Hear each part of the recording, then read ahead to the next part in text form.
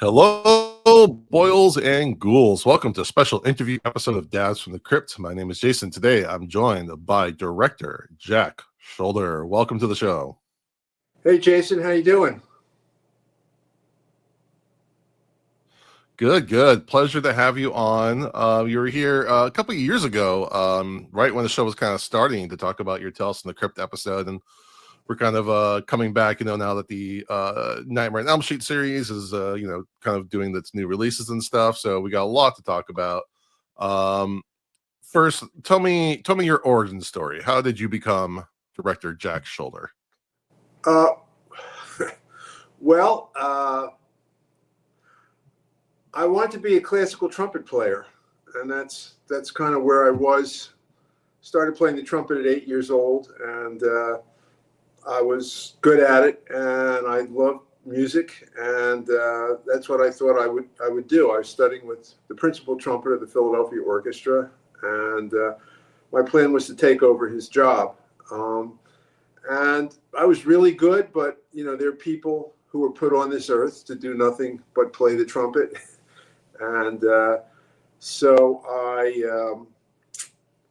I realized at a certain point that I might end up playing second trumpet, and I always wanted to play first trumpets. So I decided I wanted to be a writer. I wanted to write poetry, of all things. I was quite taken with William Butler Yeats, and anyway, so majored in English literature. I spent my junior year at the University of Edinburgh, and I fell in with with a very interesting crowd of people, and I dropped acid, and I had the revelation that words were irrelevant, which ended my writing career. And I had a girlfriend who really liked movies, and we started to watch movies. And this was, in the mid '60s, the height of the Nouvelle Vague in France, and watched some of Godard's movies. And I said, "Hey, I want to direct movies," And so I went back to college. There was no film programs. I just started making films. I sort of read equipment catalogs and order stuff, and I made 4 films that way. Then I moved to New York. I got some work as an editor. Somebody said, there's this little new company that's distributing films called New Line Cinema. Why don't you see if they'll distribute one of your shorts? So I dropped one off to Bob Shea, who was running the company. And he watched it and said, we really don't need any shorts to distribute. But as I was on my way out, he said, "Do you know anybody who could cut a trailer?" And I said, "Me." And he said, "Okay." And we rented somebody's cutting room, starting Friday night after they left for the weekend. It was a pretty low budget operation. And we basically locked ourselves in and came out, very tired, 6 o'clock Monday morning with a trailer, and we became really good friends. And so I was, very involved with New Line. Whenever they needed a trailer, they'd call me up, and I think I counted up to 80 trailers. I may have done more, but all sorts of films. A lot of low budget stuff, low rent stuff. I did trailers for John Waters movies. I did trailers for Sonny Chiba's Street Fighter movies. Actually, the really good movies were the hardest ones to do trailers for. The trashy ones were great because they played great when you cut the movie down to 2 minutes. Right. And so I learned a lot. So let me ask you. Yeah. What makes a good trailer then? What's the secret sauce? You basically want to lie for the most part. I mean, if there was one shot of naked breasts, it was in the trailer, Right. And if anybody went to see the movie because they thought they were going to see some tits, there was going to be one shot in the whole movie, but it was in there. I mean, the idea was to get you in the theater, to get you to pay your, at that point, $5 or $6 to go in. Truth in advertising is kind of not exactly a truthful statement. But I learned a lot because it was kind of like taking a grandfather clock and turning it into a wristwatch, so you learn a lot about how clocks work. And as a director, I'm very much of an editor.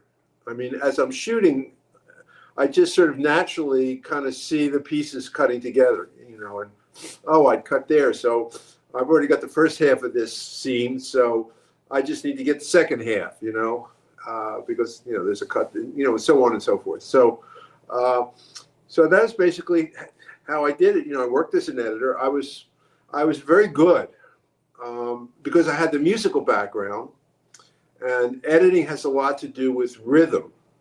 People don't really realize that. People think good editing is a lot of fast cuts, but it's not. That's easy. It's about creating a rhythm and finding performance and finding what the heart of the scene is and finding those little moments and and so I had the musical background and I had the story background. I read all of Shakespeare's plays. I read all the great drama, all the great novels, all the great poets. So I had that story background, and it's story and music. That's film. Music in the general sense, not in this specific sense. Right. And then I thought when I was 24, I thought, okay, well, Orson Welles already did Citizen Kane, so I missed that one. And then finally, when I was 35, I got to direct my first feature for New Line, which was Alone in the Dark. And then my second feature was... Hold on. I think that's a very underrated gem. People ask me what's like a slasher type movie that most people haven't heard of. That's kind of my go-to answer because I think it's really, really good. Well, so thank you. Hear about how that kind of came to be. Well, New Line had gotten bigger at that point. I mean, New Line was maybe 12 years old, but they were still a distribution company. And they had started out their initial Bob's initial concept was distribute films to colleges. Because unless you're, as old as I am, you don't know a world in which universities didn't have film courses. Nobody had film courses. There was NYU and USC and UCLA, and Bob Jones University used to make, Jesus films. But that was it. There was nothing, film studies was not on the map. But people were suddenly getting really interested in film. And so, New Line was started to kind of exploit that market. And the company grew, and then somewhere around 19, I remember Bob saying, "Hey, Jack, let's go see Friday the 13th. It costs 50 cents to make it. It's making a ton of money. Let's go see it." So we went to see it, and Bob was really impressed. I mean, first of all, it's actually a pretty good movie.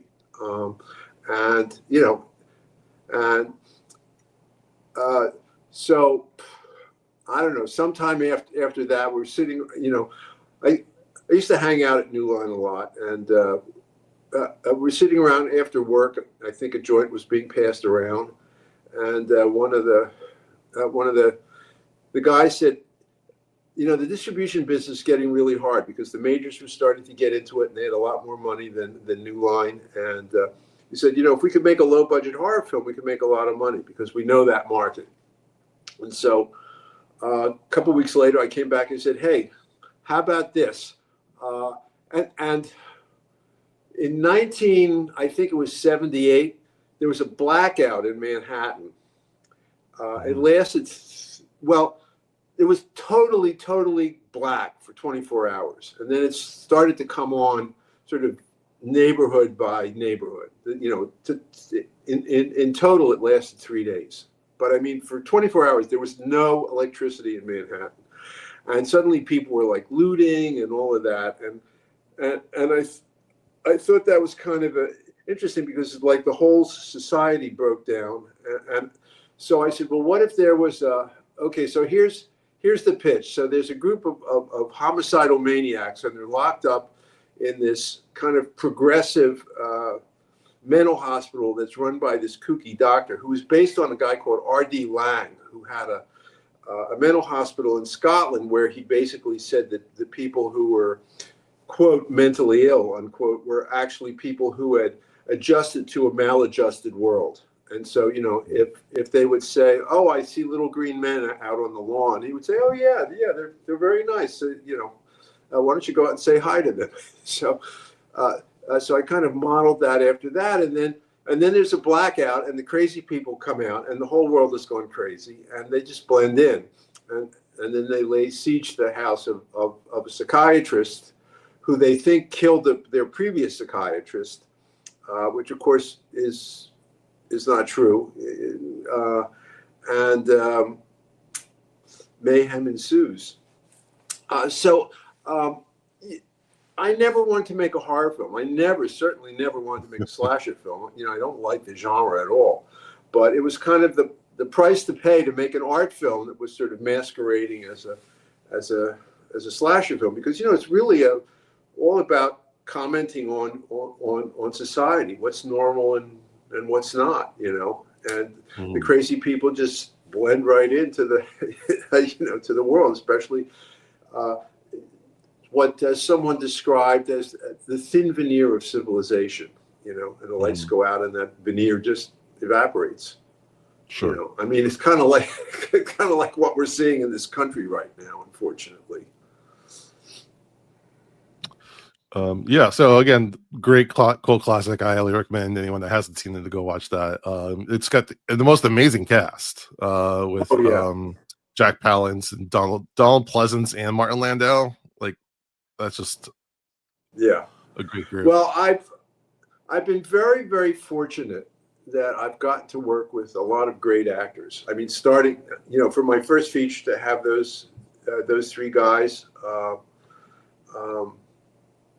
I mean, Donald Pleasance, I was a big fan of Cul-de-sac, the Roman Polanski film, and I thought he was one of the great character actors in the world. So, I mean, when I found out that, when the producer said, "What do you think about casting Donald Pleasance?" I said, "Wow, could we get him?" He said, "Yeah, you know, if we pay him his price, he'll show up." So,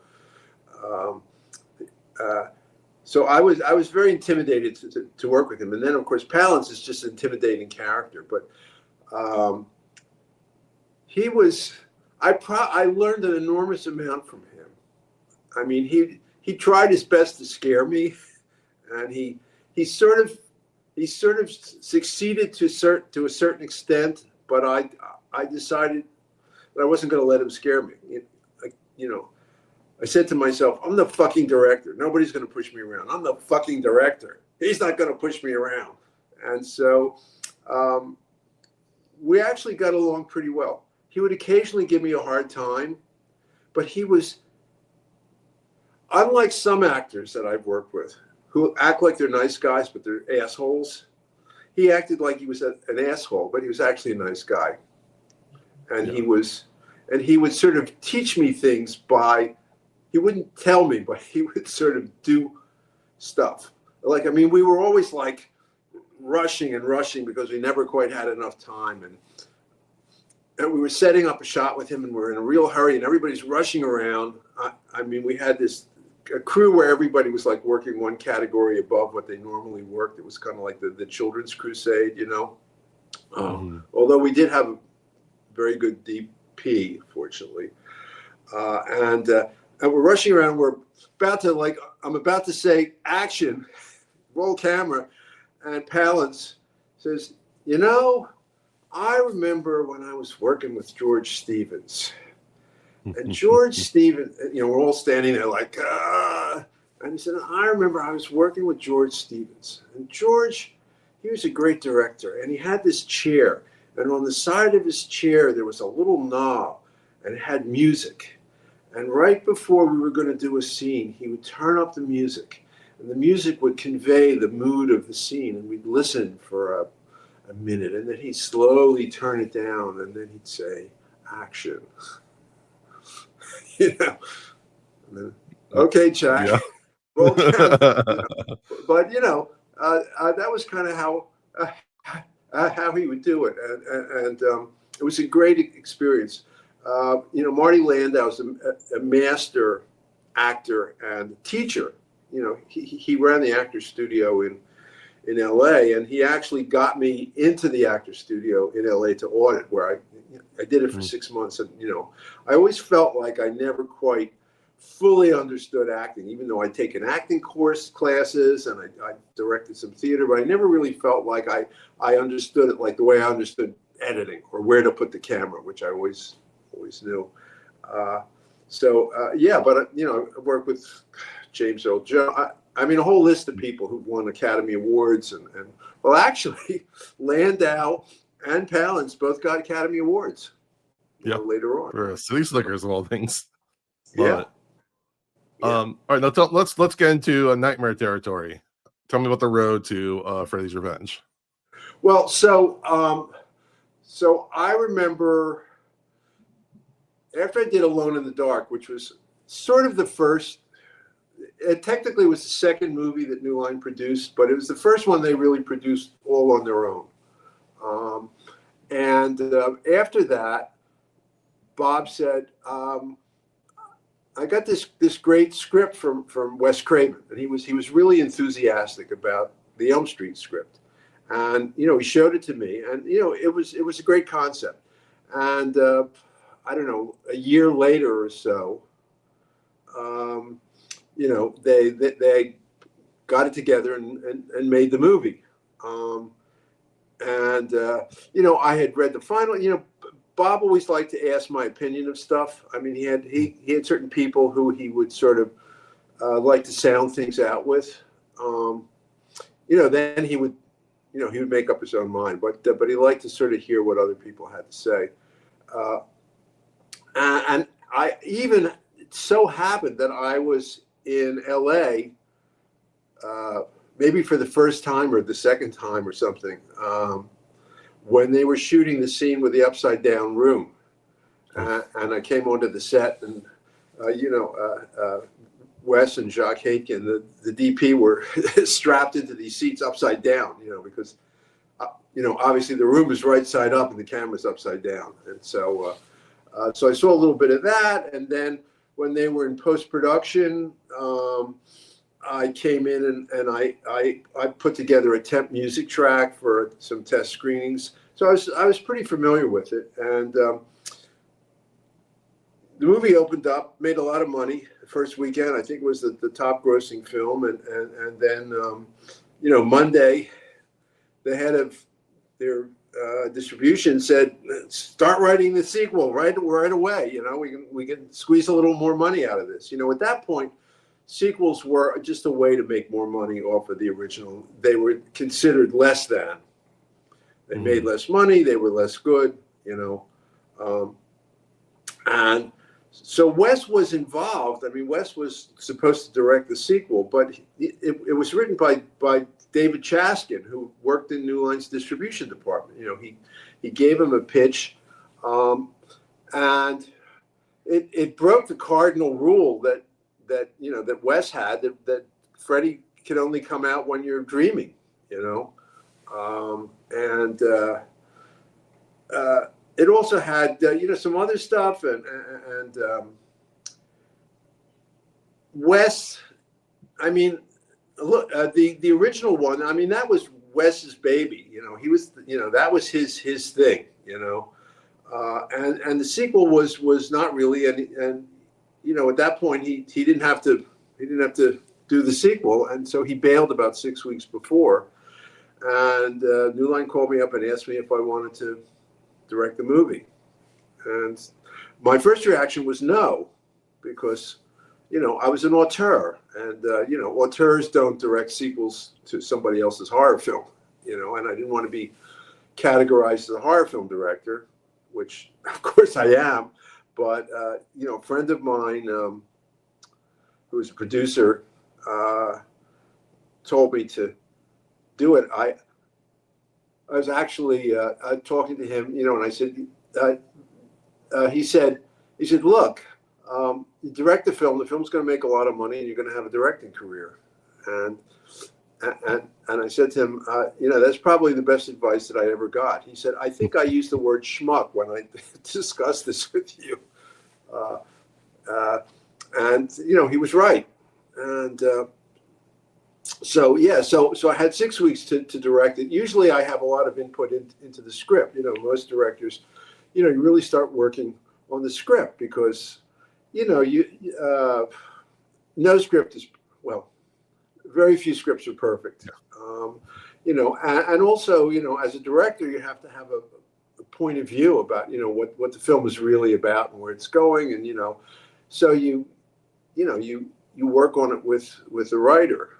But in this case, there was no time. I just had 6 weeks to put the whole thing together. The cast would find the locations, figure out how to do all of this effects, none of which I had any inkling of how to do.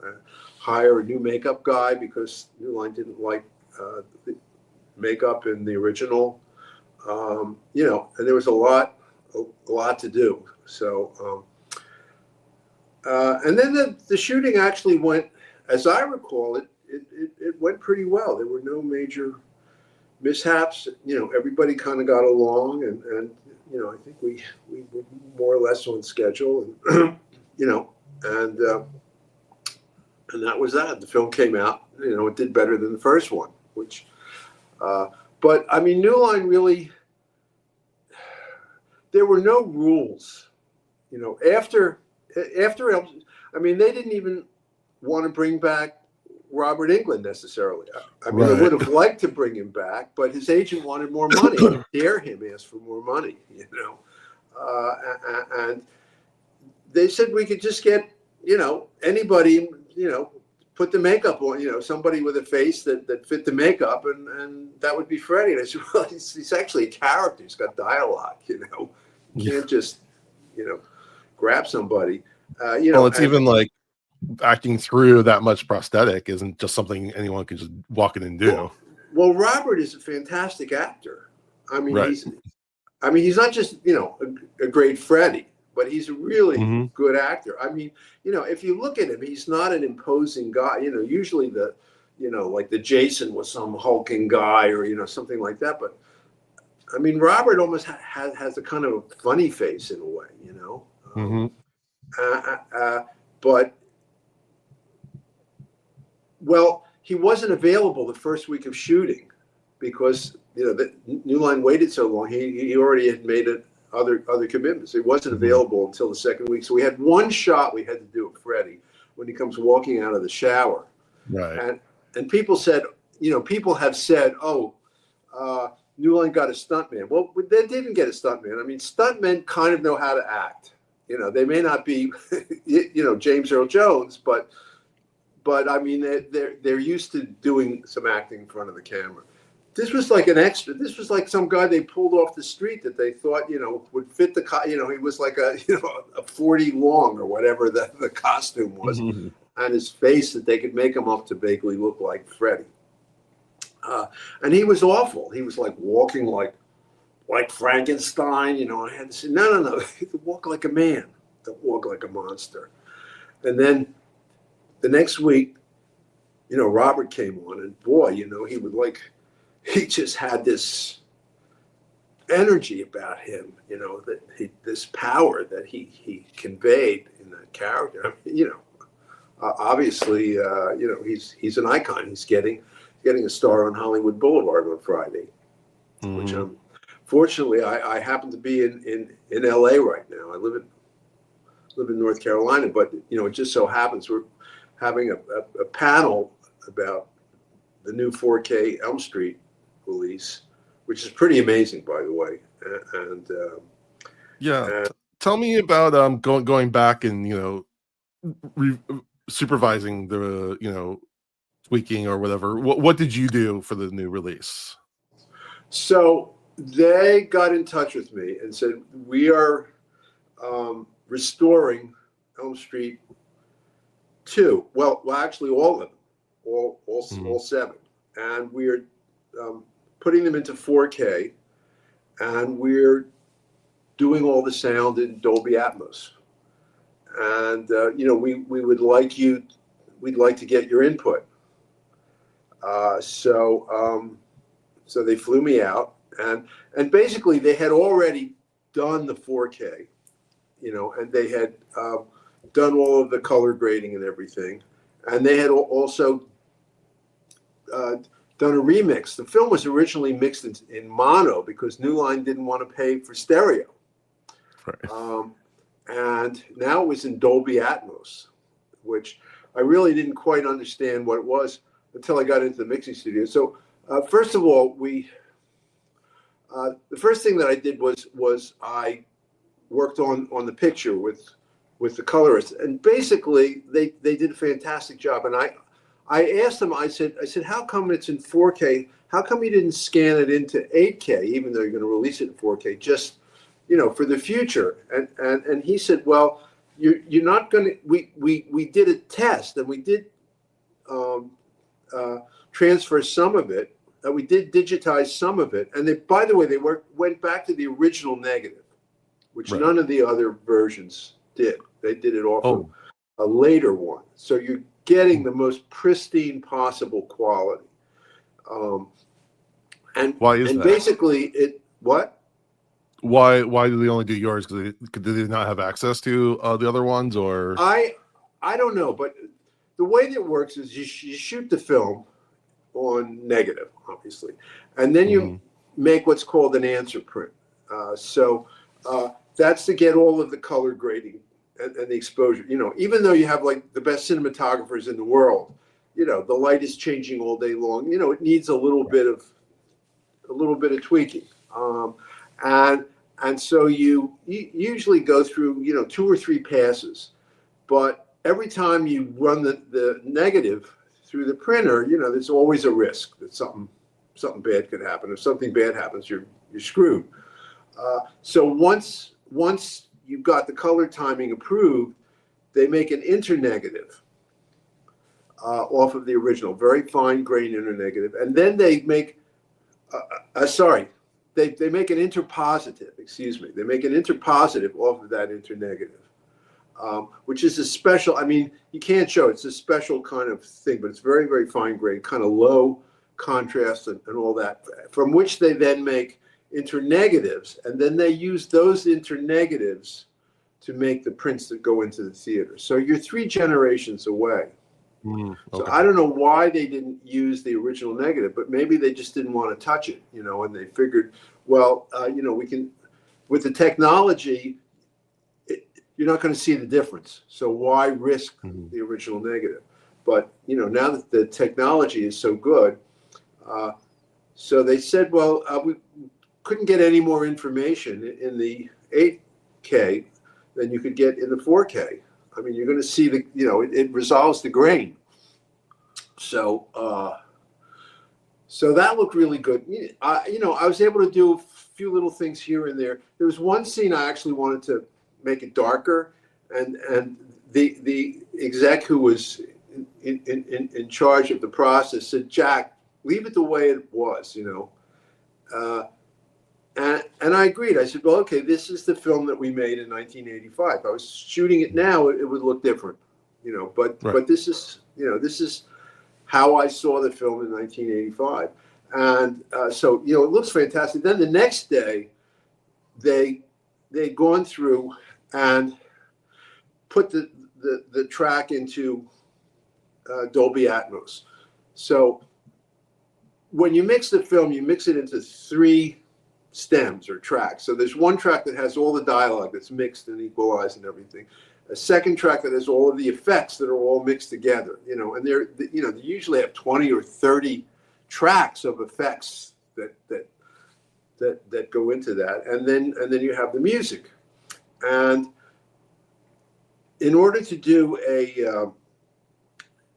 whenever they sell a film to a foreign territory, they have to provide what's called a music and effects track, which has all of the sound except the voices, so they can go and dub it. And it's not just like car doors and things like it has things like clothing rustle, little tiny things that you would never think of, but that make it feel authentic. So they went through and they redid the entire effects track.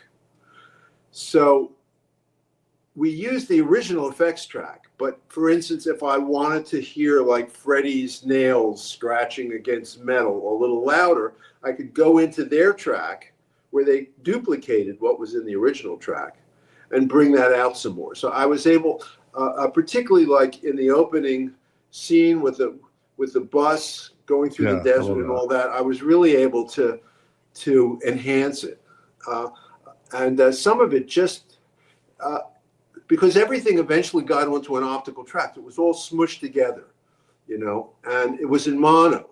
So you had to watch out that the music didn't overpower the dialogue, or the that you could hear all of the effects, or the effects didn't overpower the music, or vice versa. But with Dolby Atmos, you could hear everything crystal clear. And I'd say, could we make that a little louder? No problem. It used to be, can I make it a little louder? Well, no, because it'll go over the meter. But we could take the music down if you want to bring the effect up. No, let's leave. And now you could hear everything, and it was incredible. Some of this stuff I just listened to what they did, and it was like, it was the original music track, but I was hearing things that I'd never heard before. Like I heard a gong at one point. And I said, wow, I never heard, and it just enhanced it so much. So I was really, I had to reevaluate my whole sense of how good the film was. I thought I did a pretty good job. I didn't think it was my best film. It wasn't a personal statement like Alone in the Dark or The Hidden or a few of my other films, where I felt very aligned with the material. But seeing it restored, I thought, boy, the film is actually really good. It's really very effective, and I was very pleased with what I did. As part of my like Halloween season watching, I threw it on a week or two ago, and do you posted on. Do you have a 4K? I don't have that one yet. I don't have that version, but I put on my trusty Blu-ray, and I posted on Threads that like Nightmare 2 is probably the most underrated in the whole series, and I got a lot of people agreeing. So I do think it's definitely. Well, I'm very happy that the film is being reevaluated, because it was always sort of seen as the ugly stepsister, the one that didn't quite conform and didn't fit in with the others. But like I said, there were no rules. The only rule was there's a character called Freddy Krueger, and he comes out in somebody's dreams. But aside from that, the logic, someone pointed out to me, which I never realized, there are no girls that are killed in the movie. Everyone who's killed is a male, which never occurred to me. Another argument for the queer interpretation of the film, which wasn't really on our mind. It's something that I can talk about. We're certainly aware of it. You're filming in a gay leather bar and a whole bunch of other. There are a lot of elements, and I was certainly well aware of them. I lived in the West Village, which is the gay. There are a lot of gay clubs and stuff, and it was. I moved to New York. I think 6 or 9 months later, Stonewall happened. And gay life was out on the streets. And, I used to go out to Fire Island. That was a, popular place. So I saw it, as a spectator, I didn't experience it. I was not part of that world, but I saw it as a spectator. And it all kind of, it's a story about Freddy wants to get out into the world so he can kill more people. If he can only come in your dream, he can only kill you when you're sleeping. But if he can get out into the world, he can go to a pool party and kill 50 teenagers. Isn't that better? So, the logic works. But how's he going to get out? Well, a new family moves in. The kid is weak. He's a sissy. I don't know whether people even use that term anymore, but he's a kid who would get bullied, which he does. He's he actually turns out to be stronger because he's able to, in the end, he's able to overcome Freddy. And in the 80s, and certainly well before, if you were a sissy, there were these insinuations that you were gay, whether you were gay or not. But that was, and if you were gay, it was not a good thing. You could still get arrested, you could still lose your job, you could, in fact, the actor who we cast was a closeted gay man. I mean, never occurred to us. I mean, we weren't thinking, is he gay or not? It wasn't even a question.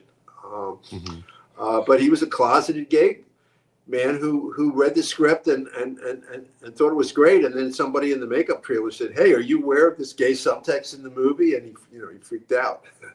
So, yeah. I mean, shout out to Mark Patton, wish him the best of health. And he has a fabulous documentary I think it's called Scream Queen. Yes, fantastic film. Yeah, really film. Good. Yeah. Really, so really good. It's one of those where like you really have to watch that documentary in addition to when you watch this one, like they kind of like bookend each other in a way. One thing I did really notice this last time I watched it was the score by Christopher Young, and that fantastic. Coming off of Hellraiser, and Hellraiser is an all-timer score, and I just love the dream quality it brings. Yeah, I actually I got in touch with I actually called him when we were in the mixing studio at Warner Brothers, and I heard the track in Dolby Atmos, and I hadn't spoken to him actually since we finished the movie. And I said, Chris, you got to hear this, man. Your score is so great. It sounds so fantastic. He thanked me profusely because he said, when you hired me, I really didn't have a career. This is what really got my career rolling. And was this before Hellraiser? Excuse me? You're right. It was. Yeah, I didn't realize this was actually before Hellraiser. If I'm thinking correctly. Oh yeah. I had this musical background, and so at that point you would get a whole bunch of cassettes from different composers or their agents, and they all sounded like somebody else. This guy sounds like John Williams. This guy sounds like, so on and so forth. And I thought Chris sounded like he was more original, and I just really liked his work. He basically, I mean, the original score at that point, people were doing these synth scores, which were cheap because you just paid the composer and he did it all on his electronic keyboard. And I hated that. I thought I hated the way those things sounded. They just sounded cheap and cheesy, and so they paid Chris basically to do an electronic score, but Chris wanted to do more, so he basically took most of the money we paid him and hired musicians. He hired people from the Colburn School of Music, or the USC School of Music. I mean, who are really very good musicians. About to make a living doing this, and he hired enough musicians that they could sweeten the track so it really sounds like an orchestral track, and it's a terrific score, and especially hearing it in Dolby Atmos. Like I said, my first reaction is I got to call Chris and tell him just how great the score sounds. And I've seen the movie more than I care to. I get invited to these screenings, and every now and then I'll actually watch it. Usually I'll leave because I've seen it enough. But it sounds so much. The sound makes such a difference. Like the scene with the parakeet, which is pretty lame. It plays like the Birds. It's fantastic. I mean, it's like it's a really good scene because the effects and the music and everything. Suddenly, they're it's it's like it's kind of like the track that they do for all these superhero movies. It's in that technology. I'm not saying it's as big, but it's got that feel to it. Like you're watching a big movie. It's great. Let's fast forward to your Tales from the Crypt episode, Fitting Oh, Punishment. as a matter of fact, getting back to Chris Young, so we're having a panel discussion tonight at the Dark Matters Film Festival with myself, Rachel Talalay, who directed 6, I think, Chuck Russell, 6, who yeah. directed 3, Robert Englund, and Sarah Risher, who produced all 7 of the films, to be followed by a screening of this new 4K version in Dolby Atmos in this big theater. And I got in touch with Chris, and I said, Chris, you got to come and come to this. And he's actually in London this week for Halloween. They're doing at the Royal Albert Hall a program of his film music. So Wow. Congratulations to him. Yeah. He's done very well. But yeah, so tell me about your Tales from the Crypt episode. So the Tales from the Crypt episode, I had done another thing for HBO called Vietnam War Stories, which was a really terrific series of 6 half-hour films that were based on the Vietnam War. It was actually one of the favorite things that I've done. I'm very, very proud of. And so they had a script for this episode. It was written by these two young, recent film school graduates that Joel Silver, one of the producers, liked. And they felt the script wasn't very good and needed work. And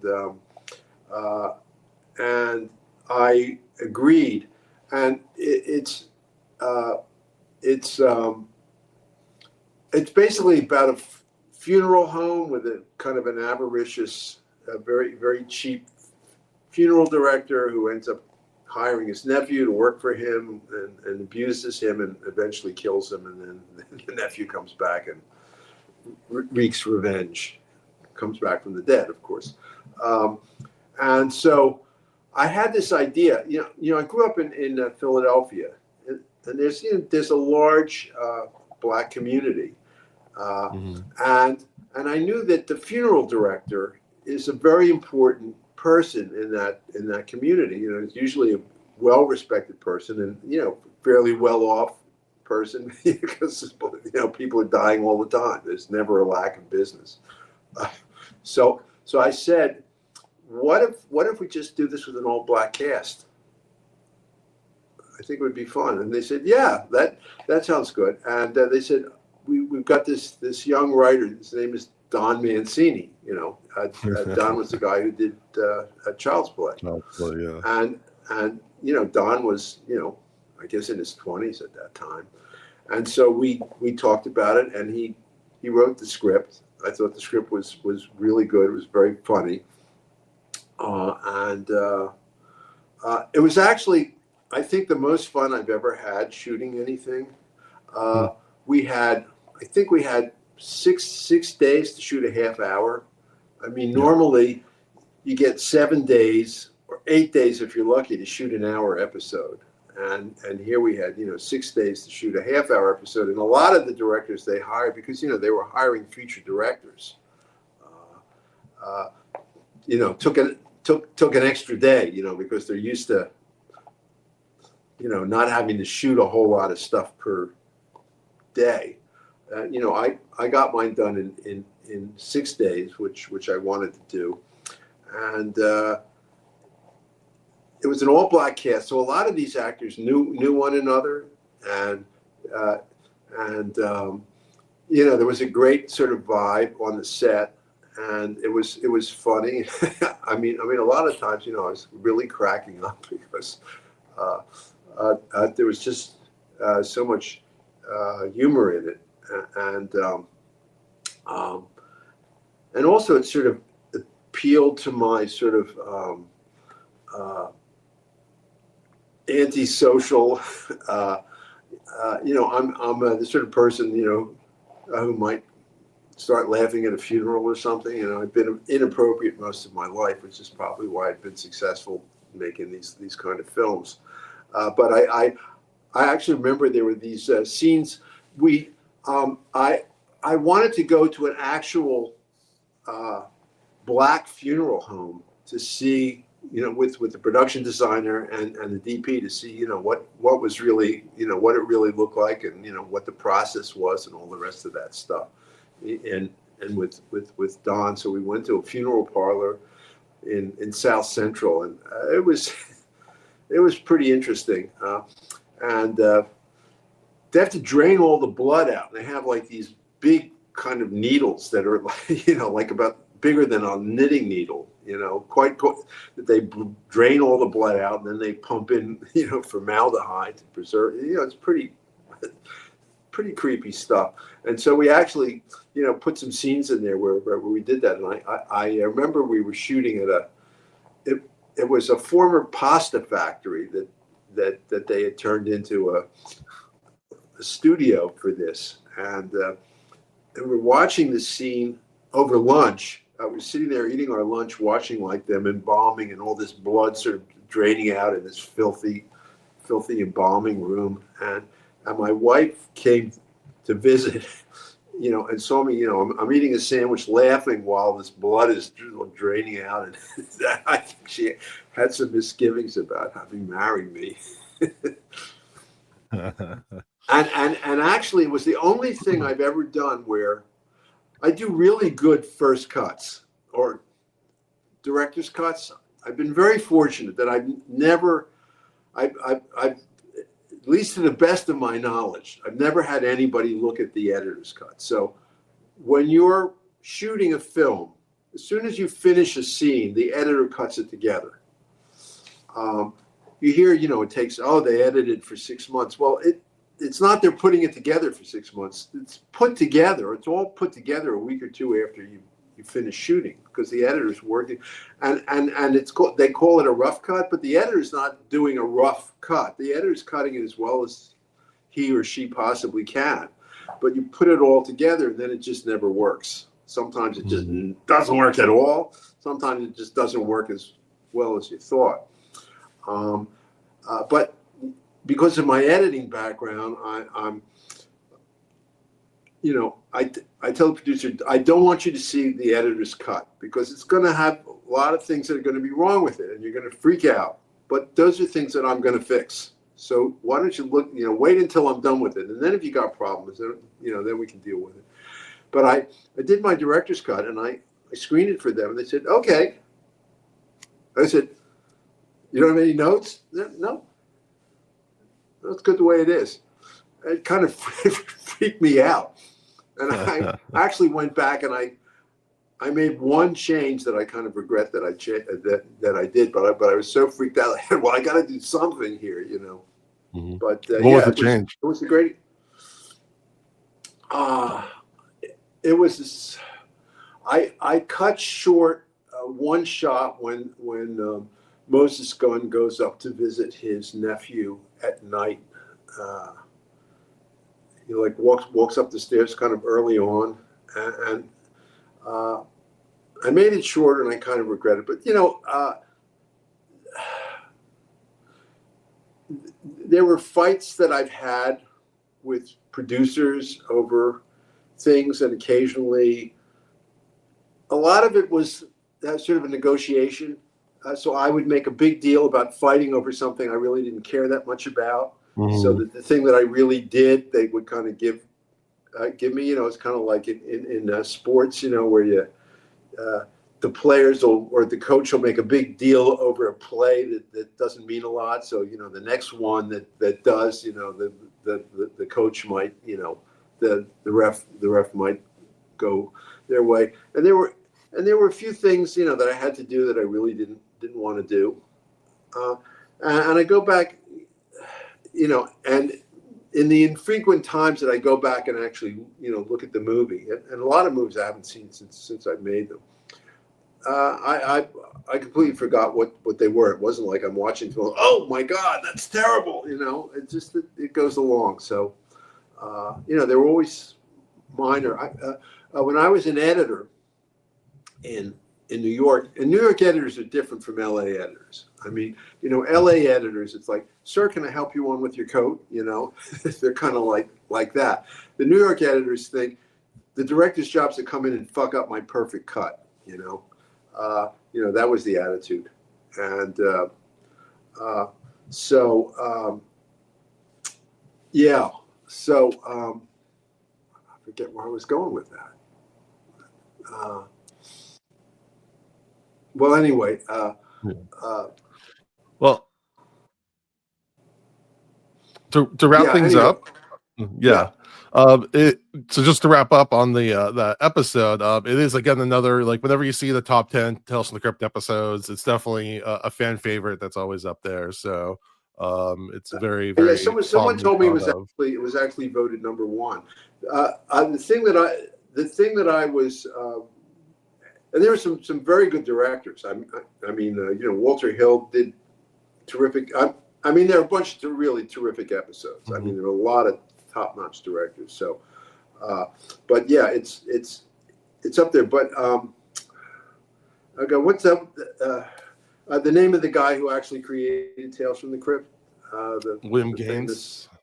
He actually said after we were done that he said at that point that he felt that it really captured the comic book well. So that was, I took that as my best review. I was very, very happy to hear that. That's a big compliment, and that's one of the episodes that, like, I think is the perfect example of the show taking the basics of the story and transporting it into a contemporary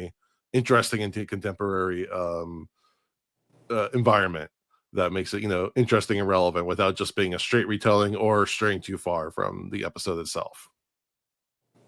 Yeah.